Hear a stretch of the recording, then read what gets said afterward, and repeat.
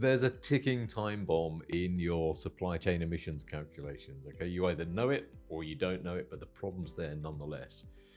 If you've got a supplier that's selling you something or other and you then calculate their emissions, the problem is, what standard are they using to report their emissions by, okay? Is it a recognized standard? Does it take into consideration scope 3? Does it take into consideration their supply chain emissions themselves, okay? In my experience, they generally don't.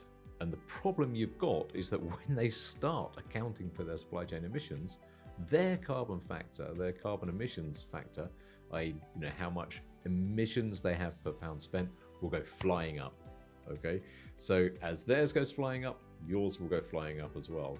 Take that problem, multiply it by a couple of hundred, and that's the problem you've got. You've got a lot of inaccuracy built into supply chain calculations, and pieces of software like Anistic, our system, we automate stuff like that, and we put error margins in and calculations and quality levels and confidence levels and stuff like that.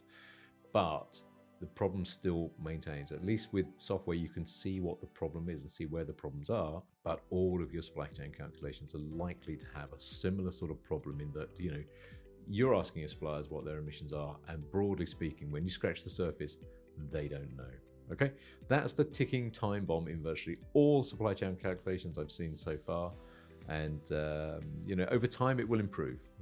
We are in a developing industry. This sophistication, especially as I said with software, is making this a lot easier. And the recursive nature of the supply chain, the fact you've got suppliers, they've got their suppliers, they've got their suppliers, etc., that is well geared towards databases and software. So it is getting better. But if you are working out your supply chain emissions right now, please be aware of the problem. And if you want to make that statement in your account saying our supply chain's emissions are X, Y, Z, what I recommend you do is you just put a note by it saying, based on the best evidence we have today, and it's likely to change, but our best guess today is this. Okay, so there you go. I hope that was useful. If you've got any sort of questions to do with carbon emissions or any standards kind of work, or you want to know more about the software packages available to kind of help make this easier, do let me know. Drop a comment in or send me an email.